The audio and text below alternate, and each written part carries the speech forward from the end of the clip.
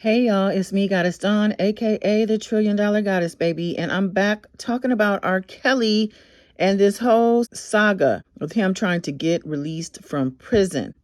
These articles are coming out of TMZ like clockwork, child. This latest one says, R. Kelly is scared out of his mind in prison. Let me the hell out, he says. R. Kelly is scared out of his mind and desperately begging to be let out of prison, according to members of his legal team, who say the singer broke down in tears recently during a phone call as he fears for his life and his health spirals behind bars. Nicole Blank Becker, one of Kelly's attorneys, tells TMZ the 57-year-old is petrified to find himself back in prison after he was released from the hospital, and he's fretting about health and safety. Kelly is currently locked up in the special housing unit in a North Carolina prison. It says he's emotional and he cried intermittently on the phone call on Monday, Becker tells us, adding, again, out of fear for his life. As we reported, Kelly was recently rushed to a local North Carolina hospital after overdosing on medication administered to him while he was in prison custody. During that visit, doctors allegedly told him he needs surgery and would remain hospitalized for roughly 2 weeks. But things took a dramatic turn. The next thing he knows, he's whisked out of the hospital, back in the shoe, never to see the doctor again.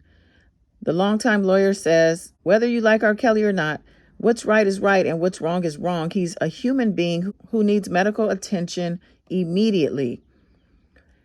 Kelly's team filed a request for him to be moved to home confinement. Becker tells us Kelly has no issues at the Butner, North Carolina prison prior to the alleged murder plot involving another inmate there. Becker says that's in contrast to the problems Kelly faced during his time locked up in Chicago and New York.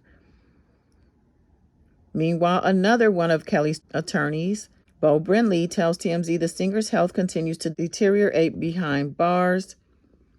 Robert is suffering. He's still not getting his blood thinners. He's receiving no treatment for blood clots whatsoever, despite being diagnosed in the hospital.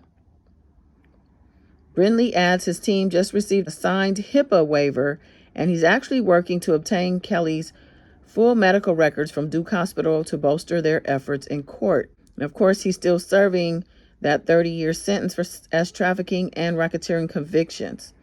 Now, there's another article saying there's an alleged victim of R. Kelly's, and she says people are trying to kill you. Well, that's prison. Lisa Van Allen, an accuser who was a witness in Kelly's 2008 Corn trial and 2002 federal trial, tells TMZ she doesn't buy for a moment there's a grand plot to unalive the convicted human trafficker. I hear anything about him where he's alleging something has happened to him or someone has done something to him, it always just goes back to him just a bunch of horse.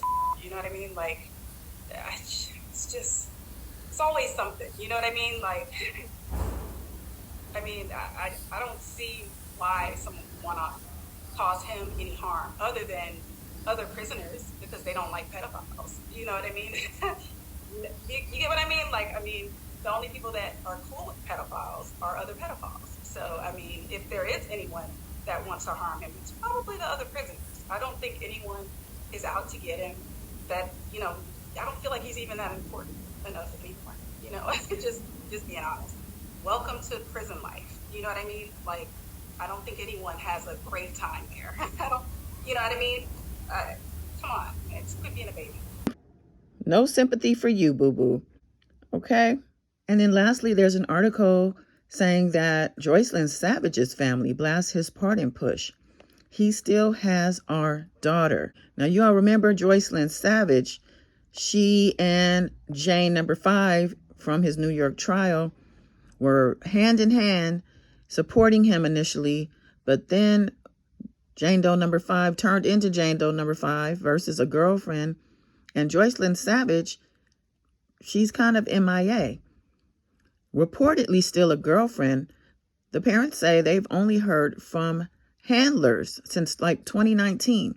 And there's a lot of concern in the world, in society, about her well-being.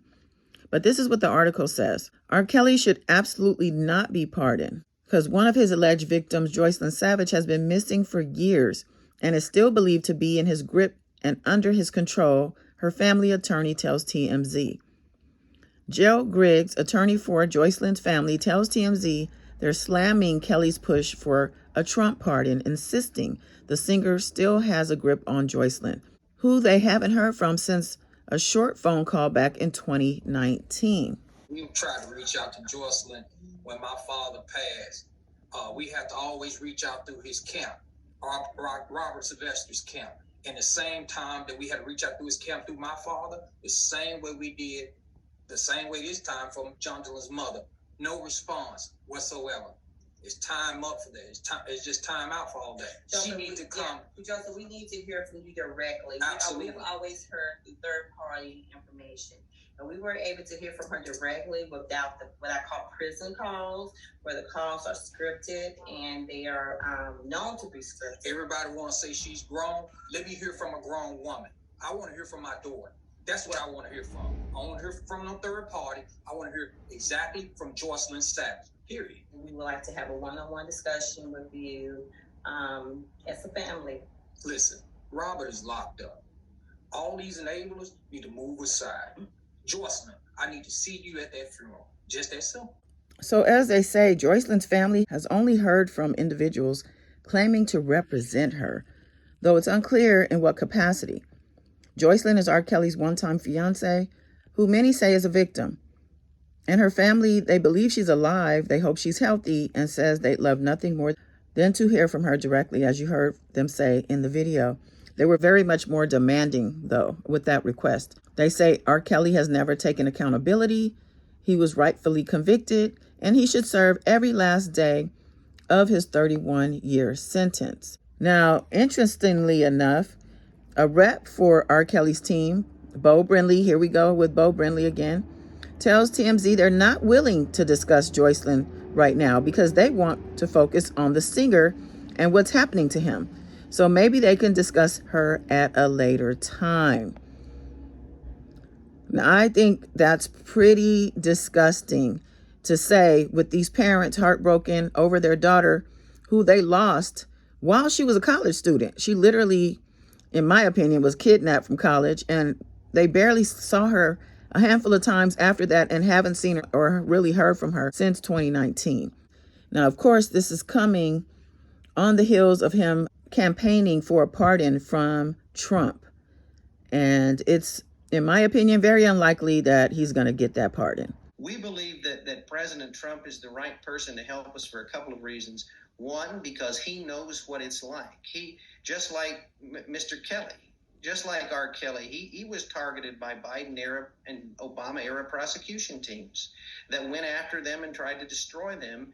And he knows how that feels. And it's even heightened for Robert now, because now his own life is in danger. And just today, you're one of the first people that's getting this information. Just today, I was able to talk to Robert, because as soon as our motion came out, Robert was unavailable.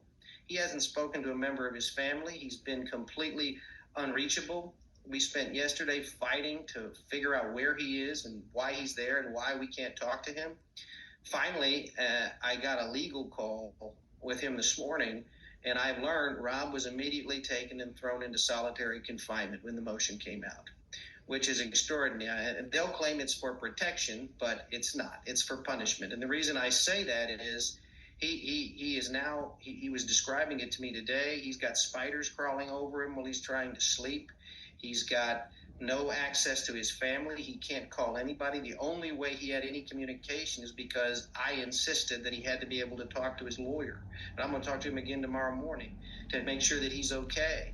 He hasn't eaten in 3 days because they're insisting the only thing they'll give him is the food from the mess hall, the chow hall, that he's been warned could be poisoned, not just by the prison official that warned him, but one of the two white supremacists that we've been able to reach, that have been able to admit that they were approached about committing the murder of R. Kelly, said that poisoning is an option.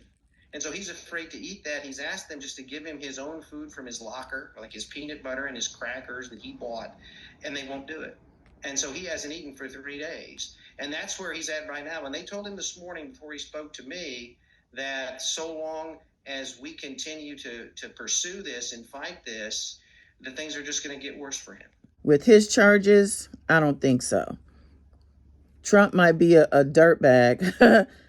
He still, I don't think, will go there. Well, I just remember what Lisa Van Allen said, because I actually agree with her. Prison is not a safe place for any of the prisoners. So buck up, Buttercup. I think I'm going to end it here. So let me know your thoughts in the comments. Like, share, subscribe. Till next time. Bye.